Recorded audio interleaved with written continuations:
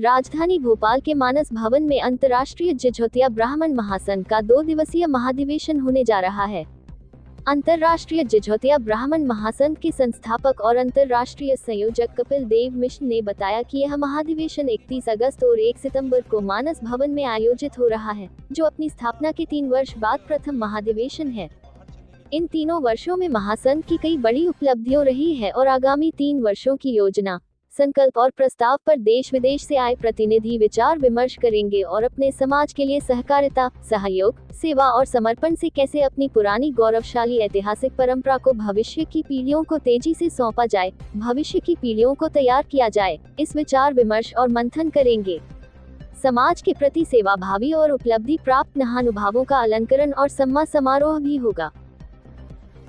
अंतर्राष्ट्रीय जिझोतिया ब्राह्मण महासंघ का अंतर्राष्ट्रीय संयोजक और धर्म संसद पीठ होने के नाते 3 वर्ष हो गए हमारे महासंघ को।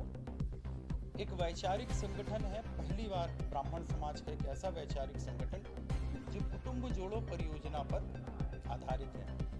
3 वर्ष की जो उपलब्धियां रही हैं, तो पूरे विश्व से हमारे डेलीगेट्स आकर के 2 दिन का ये महाधिवेशन है। कल इसका शुभारंभ होगा। तो पहली बार एक ऐसे पैटर्न पर कि एक विधान, एक निशान, एक धर्म ध्वज गान सारे 110 से अधिक शहर, जिसमें 2 विदेशी उससे यूएस से भी आ रही हैं चाची। पहले दिन हम लोग कार्यक्रम करेंगे, मेरा वहाँ भाषण रहेगा, जिसमें हम सब सारी जानकारी बताएंगे। उसके बाद हमारे सांस्कृतिक प्रोग्राम नाट्य मंचन गढ़कुंडार का गढ़कुंडार का स्वर, जिसमें हम लोग ब्राह्मणों के साथ खंगारों ने मिलकर के किस प्रकार से शासन चलाया और इसको सनातन को किस प्रकार से बताया। जब तुर्क यहाँ थे, किस प्रकार से हम लोगों ने बढ़कर के बीच में घुसने नहीं दिया, दक्षिण को जाने नहीं दिया। तो इस प्रकार से ये भी उसमें दिखाई देगा।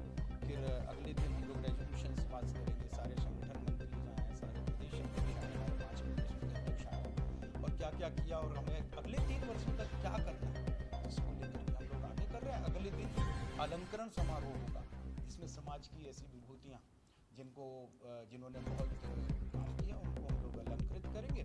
और फिर रेजोल्यूशंस पास करके, जिसमें हमारा एक जो बांग्लादेश में हिंदुओं के है उसका भी रेजोल्यूशन, और हम लोग जिझोती खंड का भी रेजोल्यूशंस पास करेंगे, जिसको हमारी धर्म संसद ने पास किया कि भाई भारत सरकार हो या मध्य प्रदेश सरकार हो, वर्तमान कहते हैं कि हमें मौलिक रूप में लौटना है। जी बुंदेलखंड से हमारे पढ़े लिखे युवा एसोसिएट नहीं करते हैं, कि छिपाते हैं।